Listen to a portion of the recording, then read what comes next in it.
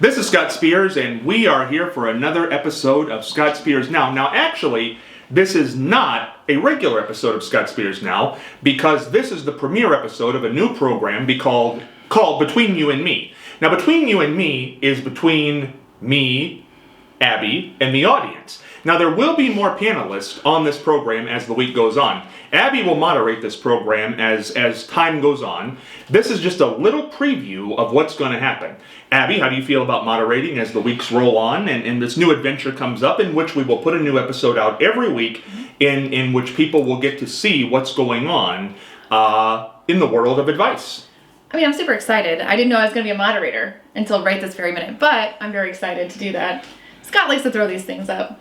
No, I think you'll be a very good moderator. I don't want to moderate it except for tonight. Now, tonight is going to be very unique. Now, the reason we're doing a 2 tonight is because we're going to start something new that's going to be a very big segment on the Between You and Me program, and that is advice. Now, probably 3 months ago, you approached me, and you said you'd been reading a book, and take it from there, and this is how we got to here.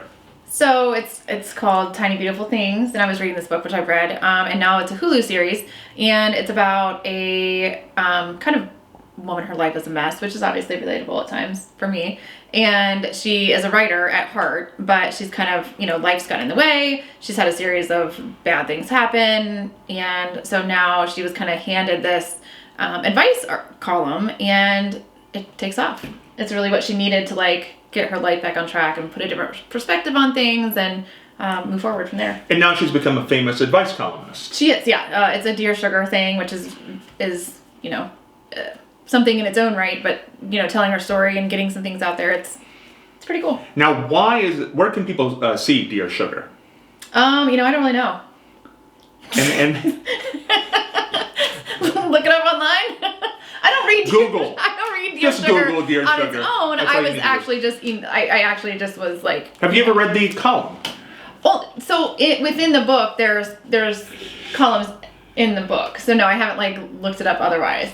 This is the second time I'm rereading the book because I'm watching the show. So I've tried to go back and reread it.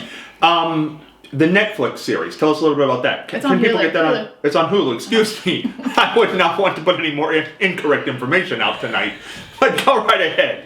Yeah. Hulu. So I think it started. H-U-L-U, right? H-U-L-U, yes. There you go. Go subscribe.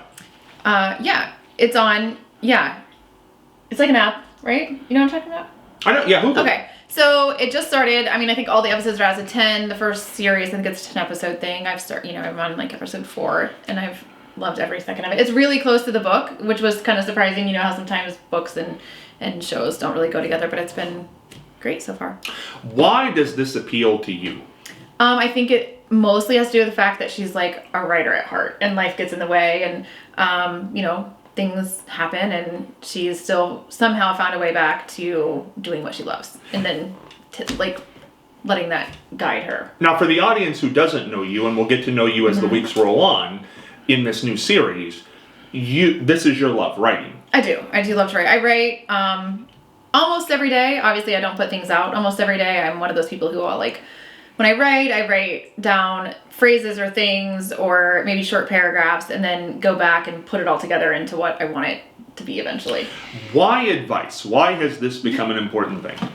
Well, I've always loved advice things. I love reading self-help books, different things like this. It's kind of funny because I'm definitely not a person who's in any position to give advice. However, I have had a lot of life experiences that maybe I could tell my story. I have told my story in part before, so maybe it's just one of those things that I enjoy, whether it's good advice or not. We're going to hope for good advice. But here's the thing. This is how it's going to work tonight, and this is what's going to be so exciting for about the next 50 minutes. Because what we have done is solicited questions from the audience. Now, we started doing this back in probably January, and we never got a chance to have the segment. Life just got busy, and we just never got to do it. But I have the advice folder right here that has been accumulating since we put the word out back in I believe it was January, that we were going to do this. So we have all these advice questions, and we've got them pared down, and we're just going to go through them over the next 50 minutes, and Abby's going to answer them. Now, she has not seen the questions heretofore, but she's going to give advice as an advice columnist would. Now, what's interesting to me about this in general, to be honest, is that her name's Abby. And I did not think about it until the morning I was actually saying that I wanted advice, because she told me about this book. She actually brought the book in to school where we worked together. And she said, you got to read this, and this is something I would like to do. And I said, well, let me put it out on the radio, and we'll see what happens. She was all for that. And then when I was telling people to send in advice questions, it dawned on me, Dear Abby. You know, that's not what we're calling it, but it is very strange that your name would be Abby, and this is an advice segment. Right. It's like a meant to be type thing, right? I mean, it's meant to be. Well, are you all ready? I'm ready. To turn it up. I'm ready. We're going to turn it up here. Hit me with it. Are you ready? All right. Okay. Hit me with your best shot. Who sang that? Who sang that song? I don't know. I'm a little nervous. No, it's just questions. I don't have like a knife here. But I don't know the answers. I mean, I haven't had time to think. These are more of opinion questions. Of course. Yeah. All advice is an opinion. And I am not going to give my opinion. Now, I might give a comment here or there, but I am not an advice columnist.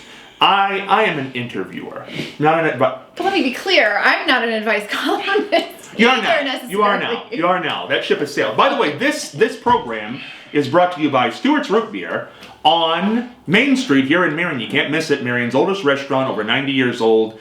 Foot-long hot dogs. My goodness, shredded chicken sandwiches are my favorite. Diet root beer. What do you like when you go there? I got the cheese, ham, and curly fries last time I went, which was delicious. Curly fries are maybe my favorite. Tell Michelle we sent you. She's the best. All right, and she donates to local philanthropic organizations, and we cannot thank her enough for that. And I'm talking about the really big hot dogs, not the small ones. Yes. Yeah. That's it. The footlongs. The footlongs.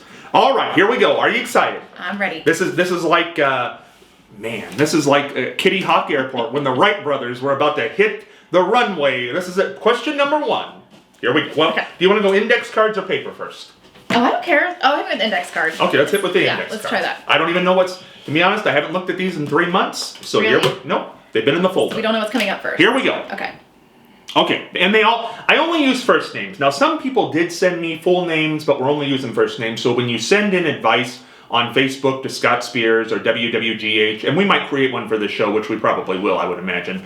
If you send in an advice column, don't put your last name because we're not going to read your last name, but we will put your first name on here. Yeah. I don't think that's appropriate to read somebody's full name. I mean, even if they want you to, I don't think that's right. It's not necessary. No. Agree. Here, but they do need a name, kind of to signify if they're male or female or what. And maybe they'll know it's their question. Okay. Okay, here we go. Question number 1.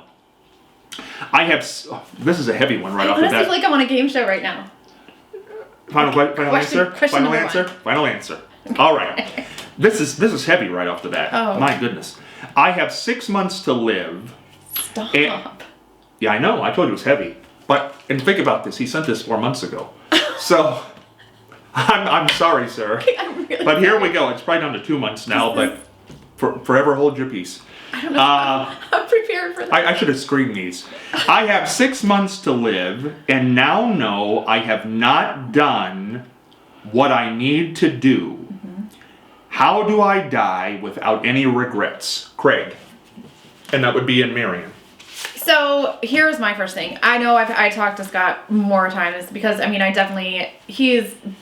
like he doesn't believe me when I say that like I truly don't have any regrets in my life, because my take on that is if it ever made me smile, like it was worth it, even for a second. Like I can't look back at something and say, oh, I should have done that, because if you were doing it at the time, right? I mean, you did it with a reason. Like you had a purpose to do it.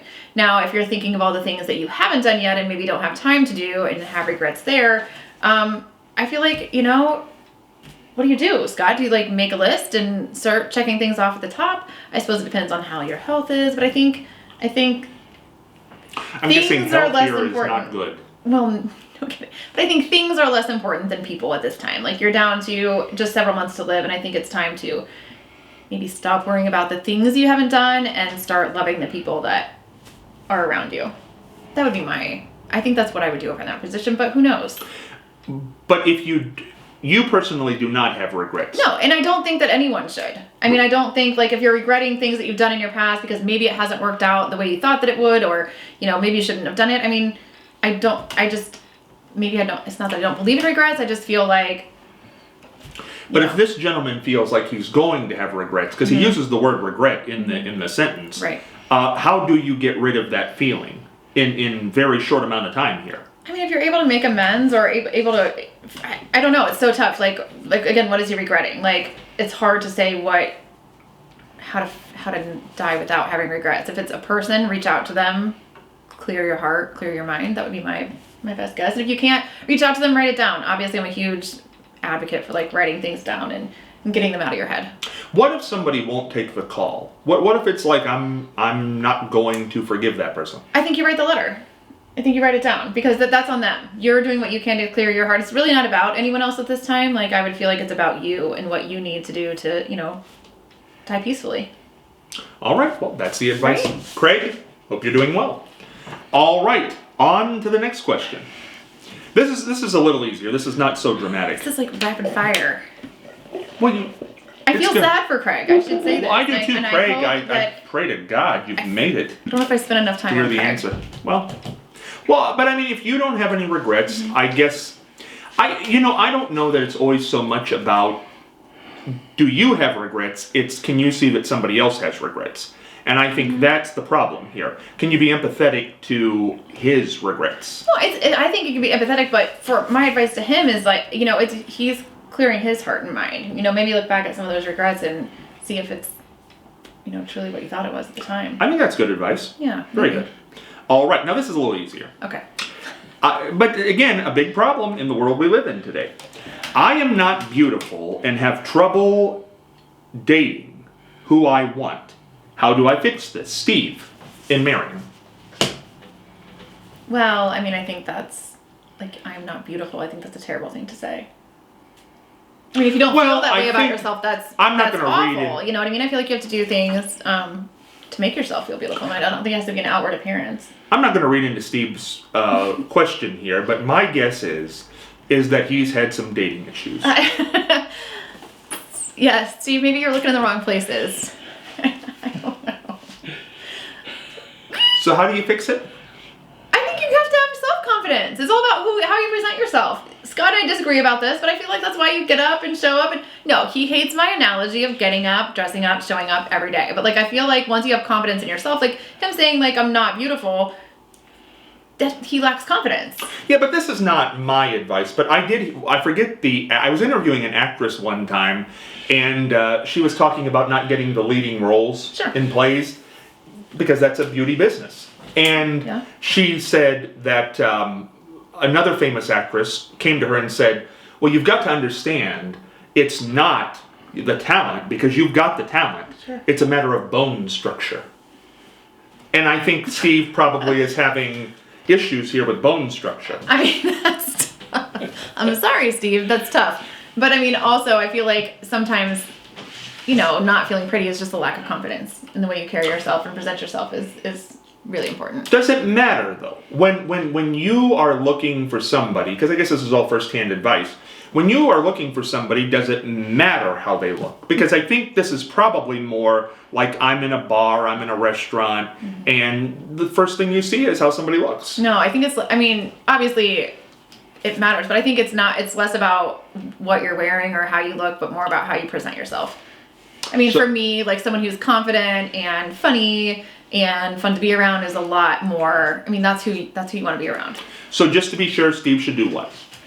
I feel like he should leave the house feeling confident. Like no matter where he's going, don't look at yourself and be like, man, I look awful. Like I'm not attractive. Don't say that, Steve. Get out there and like.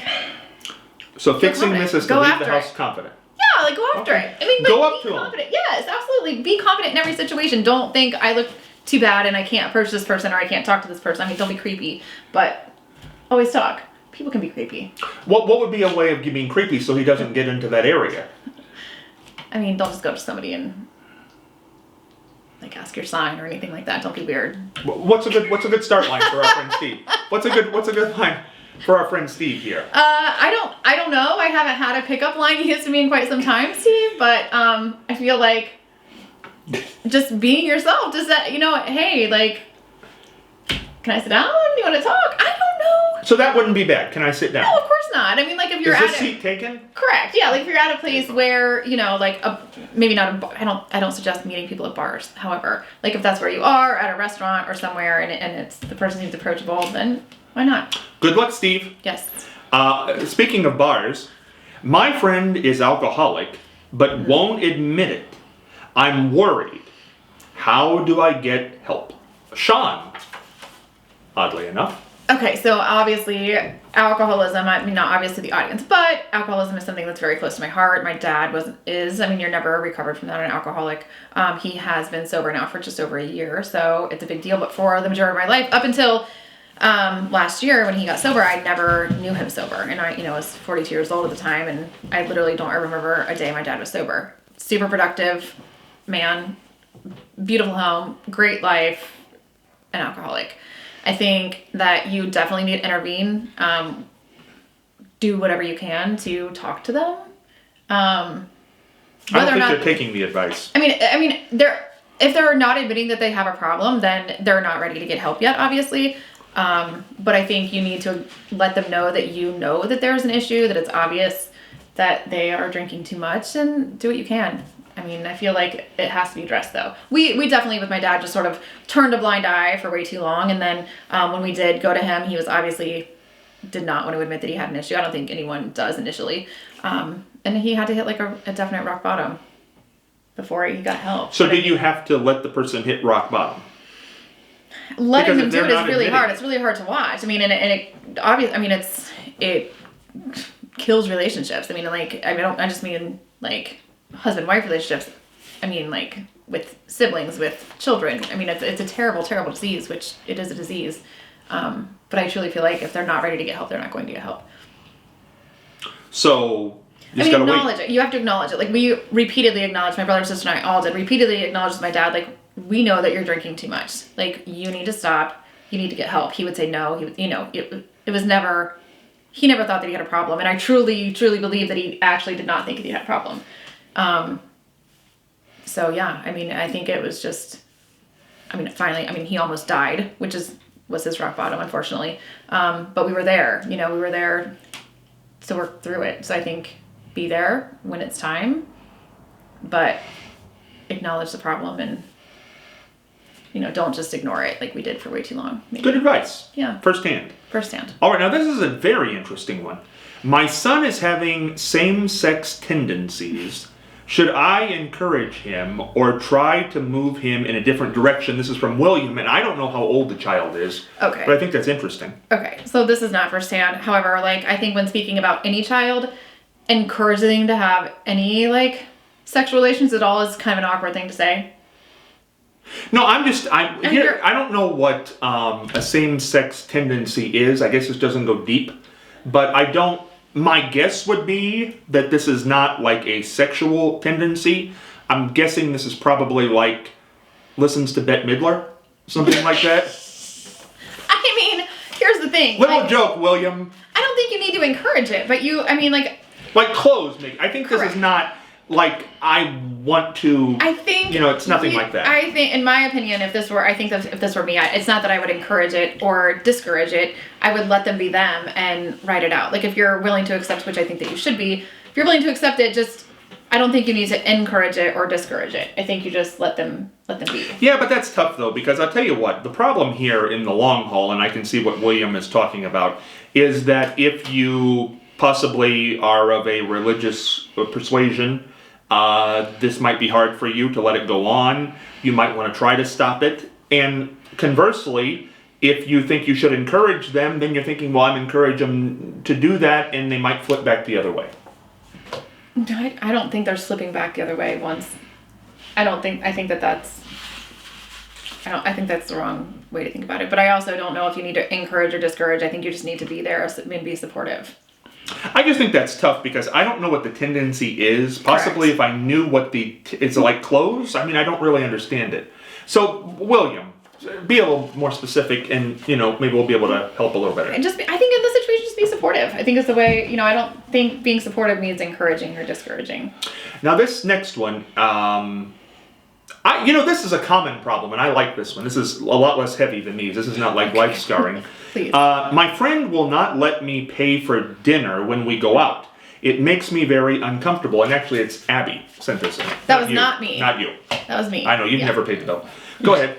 This friend always makes me pay for dinner. So, I don't know. I mean, I think the friend, that's kind of a weird question. It makes them angry because their friend will never let them pay. Get the question back. That's what it is. It's their friend. My friend will not let me pay for dinner when we go out. Never. And it makes me uncomfortable. Okay, well, I don't know what your options are. Either stop going out or just call ahead and pay, beat him to the punch. I don't know. That's an odd question. Like, I'm sorry that it makes them feel uncomfortable because it's not funny, but like, it kind of is. I mean, it's a lighter question, Yeah. but I think to not go out with your friend anymore is probably more hurtful to you. I think they probably like the friend. It's just they don't like the situation. I mean, have they thought about why? I mean, if they said to the friend like, "Hey, this next one's like actually on me. Like, I'm really gonna buy it." I mean, if you had a conversation like, "It makes me feel uncomfortable that you buy all the time. I would really like to treat you next time." I mean, I feel like you just have to address it. I'll just say I'll be friends with you, Abby. If you want to pay for dinner, I'll be right there. I'm not the Abby. No, you're not the Abby. I'm just saying to the, whoever wrote that in. Mm-hmm. Now we're going to the papers. See, we're blowing right by here. Here we go. All right, here we go. Now these are older. These were the original set that came in. We added the index cards as time went on. Okay. Okay, here we go. Okay, let's start over here. This is a common problem. My neighbor's dog won't stop barking. What should I do? Lou, L-O-U. Don't know if that's a guy or a girl. I mean, I don't know. Like, why are these questions seem like common sense to me? Like, you talk to the neighbor and be like, your dog barks all the time and it is frustrating or annoying or I'm trying to sleep. Do we just not communicate anymore? I'm so confused. It's clear, I think, that there is a black mark with the neighbor because... Why? Because their dog barks all the time? Yeah, that can keep you up. You know what, then? Call the dog warden. Call the people. Do what makes you feel comfortable. Like, I don't know how to address this. Then as you're loading up the truck to move out of the neighborhood... I don't know if this is like an advice question or like more of a common sense thing. Like, That's you know not your options. You know your options. This is a good thing to address here. What is considered advice and what is considered common sense? I mean, when you look at a situation like this, in my opinion, you only have a couple of options. Either address the neighbor, like, take it up with the dog, or, call the dog warden. Take it up with the dog? Yes. How do you take it up with the dog? Okay, just clap at it? Yeah, I don't know. That's how I get my dog's attention, but now I don't feel like that's the best. Now this is advice. Lou? I'm sorry, Lou. Just maybe have a conversation. Let's go back up to the simplicity. Like, back to the basics, Lou. I hope that dog stops barking. All right. This is good. My in-laws do not get together, and my husband wants them to. What should I do? Cindy, now that's an advice question. Yeah, I mean, I don't know what the reason is. Now, I don't know if she means her parents and the in-laws, or if she means her in-laws, her husband's parents. I'm not sure which. But apparently people aren't getting together here. That's what I'm wondering. Like, does she mean like her family and his family, like all I don't together, know. like the in-laws? Okay, so obviously just host a party. That's what I would do. We do this all the time. So like, I love having people over. This is funny, but it's not funny. Truthfully, I mean, like, you're gonna have to take matters into your own hands if you really want to have everybody together. That's my advice. That's what I would do. Now, the middle of this question is, do not get together. So I think if you invited them, they probably would not come. Is this a feud situation? Like, is this like... That's how I read this question. Really? This is like a, It doesn't, because if they just didn't get together, I mean, I would think they probably would... Well, some families just don't gather, like, by habit. You don't have big holidays or you don't have big, Oh, you think this is parties just or more things of like a, that. we don't throw parties? No, we don't gather. We don't get together. Oh, okay, so you just throw a party then. Maybe am I supposed to be looking at worst case scenario? Like, your families hate each other. What are we going to do? I don't think that somebody would write to an advice segment just if we we don't throw parties. Be more clear. I just think there's probably some friction here. Right, but also, how are you going to fix that? You're going to have to get them together. Like, it's never going to... So you think you should invite them and not tell the other person? No. Right, so I'm saying, how do you get them there? Tell the people and, like, say, hey, we're going to sit down and we're going to have, like, Sunday brunch this week. It's going to be at my house and we're going to, like, make this a weekly thing. So we want you to come and, like... And what Work if it they out. say, is Bill gonna be there? Yes, Bill's gonna be there. Well, I ain't gonna be there then, because Bill's gonna be there. Well, you're gonna have to come. I'm not coming. I don't like Bill. I never did like Bill. Bill's a dirtbag, and I'm not coming. Well, Bill's part of our family, and so are you. So you need to come. Well, sorry. When Bill leaves, you give me a call. And that's really what'll happen, because people hold a grudge. I understand that, but I don't think that. I mean, is this a situation you think everybody just hates each other and we're in this? I don't think awful- everybody hates each other, but I think these people clearly do. If you're the common ground, you're gonna have to take the bull by the horns and invite everyone over and somehow figure out a way to make it meet. I would suggest alcohol, but maybe not if there's that much hatred. Get them a little liquored up before they come over for the party. That'll be nice. No, I don't know. That's a really, really, really, really, really tough one, because if somebody doesn't like somebody, they're not inclined to want to be around them. And there's a certain level of uncomfortableness when you walk into a room with somebody you don't like. I mean, if someone's gonna be that adamant about it, then just cut them off. Like, you know what I mean? they're your friend for another. Sorry, friend. Mom. Yeah. No. Moms are. I mean, no. Like, no. If somebody's that toxic that they can't even be in the same room with the other person, like, they're gonna have to be a friend for another day. Like, it's just they're not they can't be. This is the in-laws. Either way, there has to be in-laws that you see at a separate time. And truthfully, I think if you continue to get the in-laws together that like can sort of tolerate each other for a while, then maybe the other one will feel like maybe it's not so bad, because eventually, hopefully it'll get better. Alcohol. Now, being a mother, this is a common problem. This is the most common problem there is. My child spends too much time on his phone. What should I do? Deb in Upper Sandusky. Thank you, Deb. Yeah, so I know I definitely have this issue too, but I have no problem like taking it from them. Like when my kids were little, I don't know the age of your kids, but when my kids were little, I actually put an app on their phone that I was able to, from my phone, shut all of their apps off. So they can still have their phone in their room, but after like a certain time, I shut their apps off. And I mean, if they're very young, like I feel like that's Will they appropriate. still come to parties with you? My kids do. Okay. Yeah. But I mean, I don't think there's anything wrong with having like a charging station. If they're on the room, there's a certain point where the phone gets put up at night. I mean, it sucks, but it's definitely a situation where you have to pull like the mean mom card, and you do know best. If it seems like too much time, then it's too much time. What about that old adage, are you a mother or are you a friend or are you both? Yeah. I mean, no, you're a mom. What's the difference? As my kids are getting older, like obviously we have the ability to have part of a friend bond, but the mother role is always number one. I mean, I don't ever hesitate to tell them like if. What if it's Mom, I hate you? My kids have never said that to me. I don't know. They never have because I've been their number one person their entire lives, so we've never had that. And I pull the mean mom card a lot. Really? They never said that? No, that's they never said interesting, that. because that's a commonality in most homes. It's a matter of respect. My kids have never disrespected me that highly. Like the one time my oldest one did, it was devastating. He never said I hate you, but someone had come in. We were waiting for. This is such a story. He wanted. I'll make it quick. He wanted to go get Panera after school for lunch, but I had someone coming to the house and it was for dinner, whatever. And I said, as soon as they come, I have to do whatever I had to do, and we'll take off. Okay.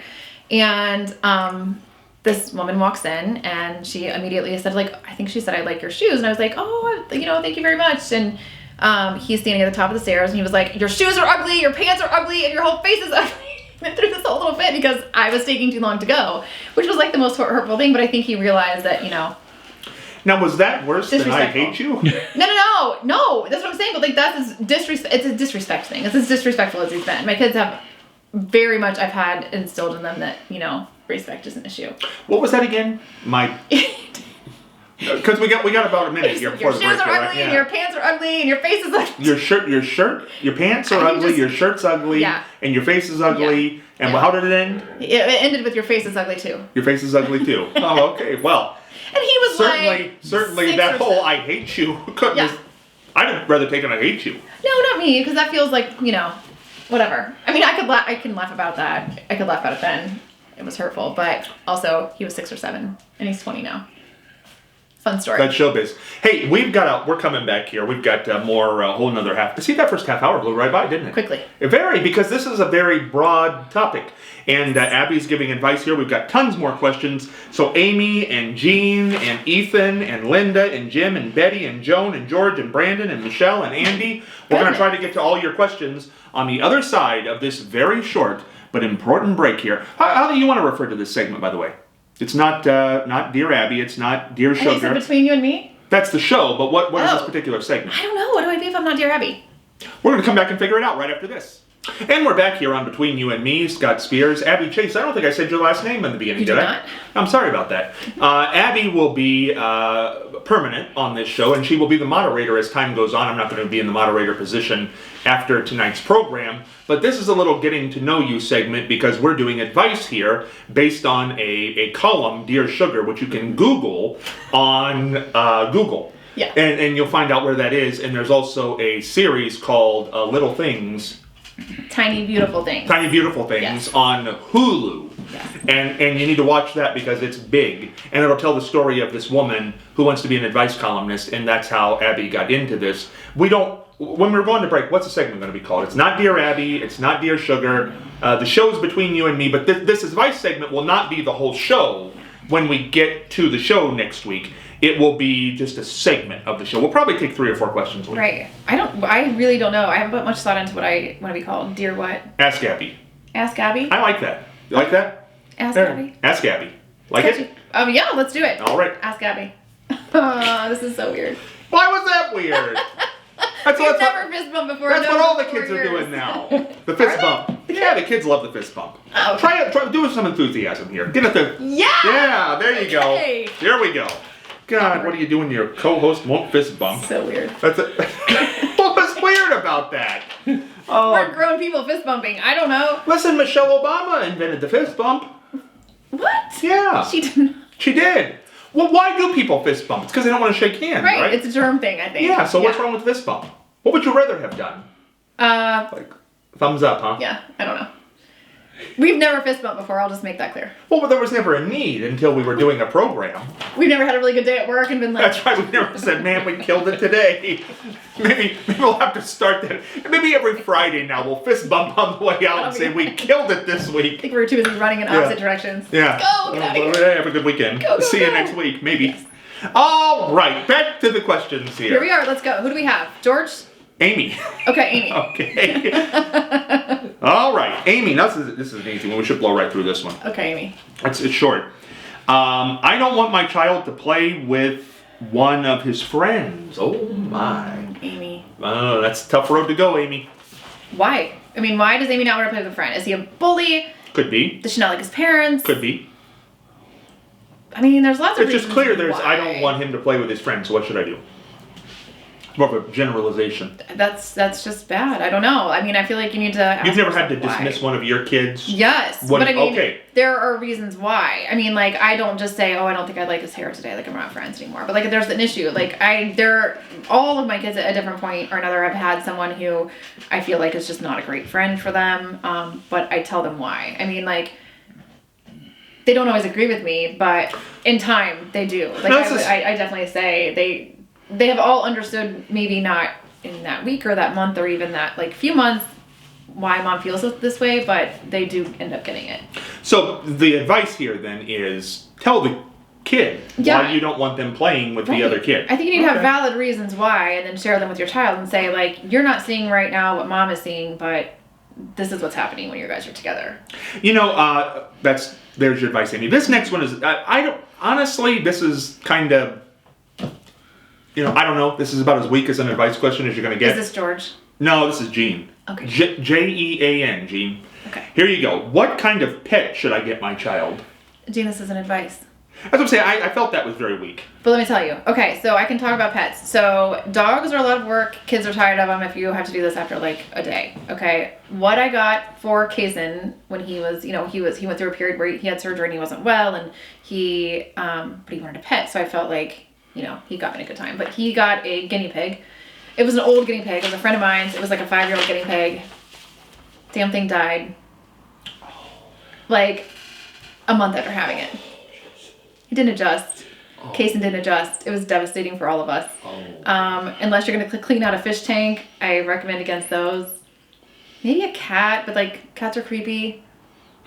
I don't really know if a pet with your child is a good thing. If you're going to expect your kid to find responsibility in caring for the pet, I wouldn't do it.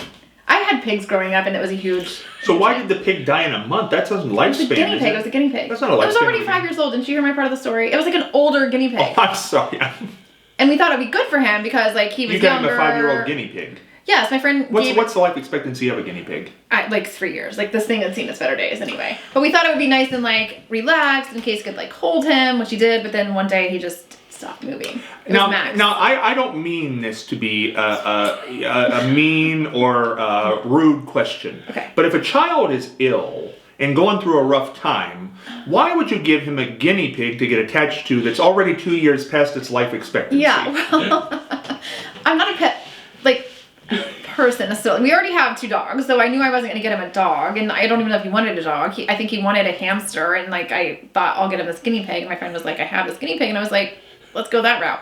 So she gave me everything for it, which was a good little gift, but like the old guy was just too old to move. He just didn't adjust to like new environments. So my advice is like maybe no pets, but pets are not my thing. I had farm animals growing up. See, and you said this wasn't advice. This is more complicated than we all would have dreamed. I think if you're looking for a way to make your child responsible and like have them take care of a dog, it's not a great idea because kids are gonna tired of it. They don't walk the dog, they don't feed the dog. You're the one doing it. So I don't know. Don't get a pet. Yeah, especially one that's way over the hill. All right, well, Jean. True. God bless your Jean, heart. good luck. Don't get a pet, I guess. Good luck, Jean. Pets are bad. Think it through, Jean. Think it through, Jean. Now this is one of those. Is this serious? Yeah. This is Ethan. And I'm guessing Ethan is a younger person. You know what's interesting? When you see some of these names, you know what age category the person is probably in, and I'm guessing Ethan is probably a 20-year-old. We were just talking about this today. Yeah, I think Jean is probably an older person.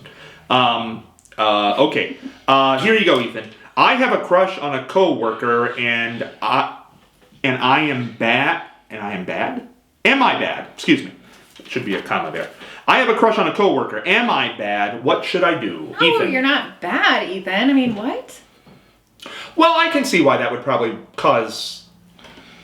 Okay, maybe work isn't the best place to like, profess your love for this person, but I don't think it's a bad thing to have a crush on them. It's probably pretty natural, right? Like, yeah, but you I work think closely with someone for so long. I mean, maybe you're, I don't know, maybe you're having feelings. Yeah, but here's what I feel Go, bad. Ethan. Again, I'm not reading between the lines here, but I'm guessing this is not just a coworker, because if it was just a coworker, I don't think having a crush on them would make you feel bad. Maybe the coworker's married. Married, engaged, Right. involved, something. Right. That's my guess. I'm not saying, but Ethan, I mean, I feel like a few things to be happening. Like the coworker is like, married, engaged, whatever. Engaged, in a relationship. Or like maybe like of a mom age or something. Weird things are weird, like, things happen like that. Older than Ethan. Yeah, older than Ethan. Like, Because- like, there's something he feels bad about. Right. So I think Right. there's a guilt here, and I don't know how you get rid of that guilt, because you can't stop the crush, but you can't stop the guilt either. So what do you do? I mean, I think you need to give it some time, Ethan. If Wait you for don't... the marriage to bust up or something? No, I mean, like, if Just Here's wait the for the thing. divorce papers to be served, Ethan, and then... Here's my take on it. If it was right, it wouldn't feel bad. Right? I mean, if it was right for you, if it was right for the situation, he wouldn't feel bad about it. He would feel comfortable, like, either expressing it or, like, I wish writing it I out. knew if he would have told her. Yeah. Because I think that would really... Is that what makes him feel bad, maybe? Like, that's what Maybe that makes he him bad hasn't about? told... Well, see, that can go both ways. Because it could feel bad because you haven't told her, and you're tormented every day. Or maybe it's that you have told her, and now she hates you. Yeah. I hope that that's not the case, Ethan. I don't think that she has to hate you. It doesn't make you bad, regardless of what she told you. Either, shoot your shot, feel right. If you wonder why you feel bad about it, this is what. Shoot your shot? What does that mean? Like, if his timing is good, like, go with it. Go for it. Go, Ethan. But not if she's married. Not if she's married. No. Or if it makes him feel bad, then it's probably not right. Right? That's how I feel about it.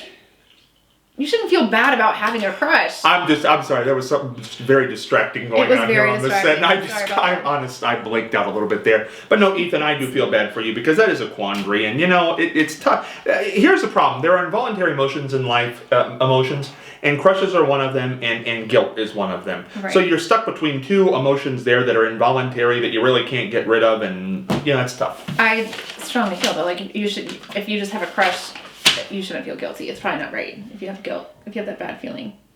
But how do you get rid of it? I don't know how you get rid of it, but I feel like time is the only way to do that. Take a deep breath, Ethan. I'm going to save this one. Give me like a high sign when we're at 5 minutes here, because I'm not going to go to that one right now after that last question. But Great. let's move on to the next. Okay. Back to the in-laws again. I don't like my in-laws. Well, there you go. I'm glad we didn't use your last name here, my friend. I don't like my in-laws. How should I handle this? They drive me crazy. Jim, You have to deal with it. I'm sorry they drive you crazy, but you're going to cause a huge wedge with your significant other if you, like, pull back. I mean, I think there's issues. I have a question. I'm not saying with the current marriage, and I'm just saying in past relationships in your life, has there ever been an in-law that you did not get along with? Yeah. And what happened? Well, I'm not married to that person anymore. There you go, Jim. Was that the reason? There's the blunt of it. No, it wasn't the reason, but, like, it definitely didn't help. There was a period of time where I got along with this person, this in-law, and then it was just bad. We could probably blame ourselves. Maybe it wasn't great communication, but, like, yes, I've been in this situation, and I think if you continue to, pull back or constantly tell your significant other that you have issues with that person, it's just going to be bad. I think it's going to cause a major problem between you and your wife. But how do you learn to like somebody? I don't think you need to learn to like them. I think you need to learn to, like, fake it, to tolerate, to be the bigger person, however you want to say it, for the sake of your loved one. I really like this next question because this is not a common question that I've ever heard, but I like this. This is an advice question if I've ever heard one. Someone keeps telling a lie to protect a dead family member. Ew. What should I do? Betty in LaRue, oddly enough. Okay, so I feel like, I don't know why it's driving Betty crazy, but she's going to have to ask herself, like, clearly is she, like, struggling with the fact, like, do I just out this person? Do I need to tell them, like, hey, everybody else, this is a lie? You know what I mean? Like, I'm sure that's what she's thinking. Like, she needs to out this person, right? The dead person, but she needs to out the person who keeps covering for them. She's mad because somebody's covering up something about the dead person, correct? Someone keeps telling a lie to protect a dead family member. Correct. What should I do? Do you benefit anything from telling the truth? No, probably not. So you should protect the dead. I'm not saying you protect the dead, but it's not your job to out the dead either. Well, I don't think you're protecting the dead. But I think what's going on here is I think what's going on here. We should do the show in the middle of the street. What is going on again? We should do the show in the middle of the street next week. What I'm saying. It'd be a little more open. I know, it's one of them things. Oh my goodness, what a segment. Here's the thing. What was the question again? Let's run this down again. Someone keeps telling a lie to protect a dead family member. What should I do, Betty? Nothing. Like, I don't think you need to do anything, Betty. I feel like you just need to stay in your lane, let it ride out. You're probably not going to gain anything by... If it's bothering you bad, you need to confront the person who's telling the lie privately. I don't think it needs to be something that needs to be addressed publicly or in front of all the other family members. Well, here's what to be honest, I don't have a similar situation like this, and this is not my advice, but I'm just saying on the whole, what I have noticed is when somebody's dead, you're not going to get a real answer to whatever the thing is anyway. So what difference does it make? Right. That's what I'm saying. I don't think it matters at this point. If it makes that person feel better to, bend the truth about this person. And I like this next question. I think you're right. I like this next question. Is that rolling? He thinks I'm right? Yeah, that was a wonderful answer, Betty. Betty's a little older. Nah. Next question here. I like this one too. Okay. I cannot get over my biggest mistake. Not regret, biggest mistake. Okay. What should I do? Get over it. That's all, Joan. That's all, folks. Just get over it. Listen. Sorry you wrote in here. No. understand. Like, it's terrible. Like, I don't know what she can do. She's going to have to find a way to make peace with it because it'll drive you crazy. I mean, whatever she needs to do to find a way. Like, you're going to have to deal with it in a productive way for yourself. I mean, because it's not about anybody else. If you can't get over it, like, you know, your biggest mistake. What would that be, Joan? I need to know details. But she said she can't get over it. I mean, I think that's the problem. Well, I mean, some people do things that they I really... mean, if you killed somebody, like, go to the authorities. That'd be my biggest mistake. If I would imagine that probably ain't going to happen at this point. But no, I think there are certain things you probably can't get over. I mean, there are things that really haunt people all their lives. Now, they can say they don't haunt them. Mm-hmm. You know, a lot of this, and I'm not saying you don't have regrets. I'm not going to have that conversation. But the truth of the matter is I can say I don't have, you know, brown hair. I can say I don't have feet. But I do. So it's really an internal thing all the way in. You can say whatever you want. So if you believe it's a mistake, again, I think that's an involuntary thing, and you can't unding that belt. Well, we've all made mistakes, and we all have one that we probably consider our biggest mistake, but it's a matter of, you know, processing it and moving forward. Like, you don't have a choice. You have to keep going. So I feel like you have to, you know, really find a way to make peace with it yourself. Why? Don't get over it. Yeah, right. No, that's what I'm saying. You just make peace with it. Like, it doesn't mean you have to, you know, rectify that mistake. I like the next one. This might be a little more in depth. You like them all. I really do like this set. It's much better than the first two sets we had. Okay. I like this set here. I can relate. I have a coworker who hates me. Now, how do I win them over? That's George. There's your George. Hi, George. I don't know why. I mean, if this person hates you for, like, there has to be a reason. If there's no reason, then, I mean, I think you just have to keep being yourself. Like, that's a problem with the person, unfortunately, right? But how do you win him over? That's the question. Well, if it were Scott, you'd buy him food. I mean, truthfully, you bring him food and then he's happy. But I think you just have to keep being nice, George. Like, George sounds like a really nice guy. If he's actually concerned about his coworker hating him. You can tell that by, like, the 10 words he wrote there. Yes, and let me tell you why. Because if you're an awful person, you don't care that somebody hates you. Like, you just go on about it. George cares. George cares enough to, like, be worried about the fact that somebody doesn't like him. Like, that would be a me thing. I'd be like, oh my God, why don't they like me? So then I'd have to figure it out. And I'd bring in food and, like, maybe have a conversation. Say, like, is there a reason that, you know, we're, like... But you also don't let it bother you. At one point, you just finally dust it. There is a point where, like, enough's enough. Enough's enough. Yep. So maybe George has to get to that point. Sorry. I hope not. Like, I hope George doesn't get that point because I feel like George cares. Yeah, you know, that's a very perceptive bit of advice there, I have to say. Because I would have never picked up on he's a thoughtful person because he cares. That's perceptive. He cares enough to ask the question. Yeah, I'm giving you a compliment here. He's bothered by it. Very perceptive. All right, on to the next one. I don't know if we're supposed to be going through them this fast. Do you want to slow down? I don't know. I mean, I feel like I hope that. George... Well, I feel bad. I don't think that George's problem is going to be solved, but George, I think that we have found out you're a thoughtful person, and maybe your coworker is just. It could be them. Maybe it's not you, George. Yeah, I'm feeling. Isn't that in the classic line? It's not you, it's me. I have a feeling it's not you, George. Yeah. Well, some people are just that way. Mm-hmm. This is going to take some time. I am lying to an ex-boyfriend to keep him from hurting his feelings. What should I do, Brandon? Okay. Okay. You're lying to your ex-boyfriend to keep from hurting his feelings. Yeah. So maybe you're lying that, like, you haven't moved on from him because that would hurt his feelings or something like that. Like, that would be my, like, best guess. Do you think that is... See, how I read that is that something, obviously, is... Brandon's doing something else. And I think clearly the boyfriend does not know what Brandon's doing. But it's ex-boyfriend. Lying to my ex-boyfriend. Yeah, but why are you lying to begin with if it's ex? That's what I'm saying. Like, I don't think they want to hurt his feelings because they've probably moved on.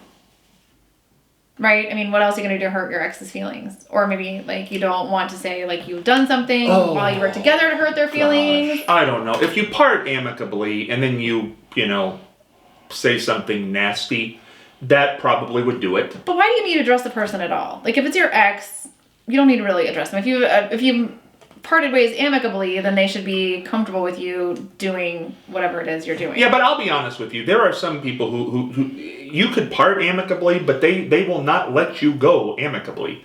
It just won't. It can't. There's got to be some kind of dust up. Well, there's a point where you have to cut them off then. Like, if it's bad for you. Like, I'm all about cutting people off if, like, it's not good for your mental Do you have any people in your Rolodex at all? Your Christmas card list kind of small? No, not at all, because I am definitely the person who likes to fix it, right? Scott, like I'll always say, like, if there's a problem, let's fix it. Not just whatever, but if you're going to continuously not fix it or whatever, this is not Brandon's case with his ex, but I'm just saying, like, if you're in a situation where the person doesn't want to fix it, then at some point you have to just walk away. I think that could use more in-depth. I'm going to move on from it, but I really think that that's a very, very difficult question, because clearly it would seem to me, again, I'm just reading into this, is that Brandon wants to be friends with his ex-boyfriend, or you would not worry about hurting their feelings, but yet clearly you're doing something that would hurt their feelings. Agree. So you're really stuck in that's a Y in the road. I agree. I mean, but like, also, if you're truly moved on from this person and they're not able to be your friend and be supportive of whatever you've moved on to do, then, you know, maybe that's not the best time to try to be friends with that person. I'm not saying you can't come back to that, but if it's hurting them, then maybe now is not the best time to, like, try to be friends. Can you do that, though? I mean, is there a time period? Let's say you have a breakup, and it's a horrible thing, and you just, I hate you, your face is ugly. And then, how long do you have to wait before you can call them to say, hey, let's go have a cheeseburger? I mean, I definitely think there's a time where, like, cooler heads need to prevail, right? I mean, I've been through a divorce in which now I'm actually, I would consider my ex-husband a friend. I mean, we get along fine. We don't talk every day. We don't need to talk every day. Our children are older. But now, do you both have other people? I obviously do, and he has. I mean, he's not married. I don't know if he does currently or not. But I mean, it's also been a thing where he's like called me and like kind of ranted about, a girlfriend or this or that. Like, it's not an that's very interesting. It's not an awkward thing. He'll call you for female advice. He hasn't in a while, but there was a time when he did. I don't know if it was an advice, maybe not advice, but obviously I knew the person. I think he just was ranting about something she had done again or something, which it's funny because like we're at a good place where I can like poke fun, like, hey, you kind of brought this on yourself with that one, kind of one of those things. But yeah, so I mean, I can't say that it was probably, I mean, we were like high school sweethearts, got married, probably too young, right after graduating college, but we were friends first. I mean, we were very good friends. He was my best friend for a good period of time. And I think that both of us realized that maybe we didn't need to be married, but we didn't really necessarily need to give up that friendship. And it took longer than, it wasn't immediate. It was time. I mean, time had passed, but... And again, I am not an advice person, and this is not advice, but this is just an observation that I've had in life, that sometimes getting in a relationship with another person, even if it's just going to be whatever... I mean, let's be adult here. If it's a one-night fling, or it's just, I really am not going to ever marry you, or live with you, or anything like that, sometimes that will salve your wound in a particular situation like this. Because if let's say the other person's moving on with somebody else and you see them happy, sometimes that can be very, like that. Yeah. But if you can salve that wound for a minute, I don't think there's anything wrong with that. No, and I think that's okay. I think that's okay. I mean, I didn't ever have a hard time, I don't think, seeing my ex-husband happy with somebody else, because I think we were both, Don't rub it in their face, though. Because we live in the world of social media now, and you don't, don't do that. No, I agree. Look how happy we are. No, that's not advice. That's just a word to the wise. I mean, I always am like, you got to move on privately anyway. Like, it doesn't, move on privately until you're good to go. But again, that's a very interesting question. This is then from the very serious to the very benign, but probably not benign to Michelle here. Scared to speak in public. How do I fix that? Michelle? Yeah, I mean, don't just picture everybody naked. Like they say, don't do that. It doesn't ease your nerves. No, it doesn't ease your nerves. I'm kind of used to it now. Like from my from work, I've had to speak publicly many times. But I got really nervous, Scott, when I had to speak publicly on the big thing that I did several years ago. Do you remember how nervous I got? Oh yeah, on your life story. On my life story, yeah, I got super nervous. I did this. It was like not a podcast, a webinar. webinar, in which I was telling a story. You know, I write, so I had written it all, and a friend of mine, a friend of a friend of a friend had found this story, and like they had asked me to come and speak, which I did, and it was to, you know, a virtual audience. Obviously, everyone was out there, and they could ask questions and type in. So I knew that there was like lots of people looking. I don't know if I ever got over it. I just kind of got into it. Like once I started doing it, I kind of took a deep breath and realized like it's not so bad. You know, public speaking is like a serious fear for a lot of people. Oh, it's the number one fear. Yeah. It's more fearful than dying. So you better be speaking at your funeral than in the bus. I'm sorry, I can't exactly relate because I feel like once I got up and got into it, is there a reason why you have to speak publicly? Can you speak to a smaller audience first? Can you practice? Can you, you know, well, you have a confidence. Video yourself? Yeah, I mean, you know.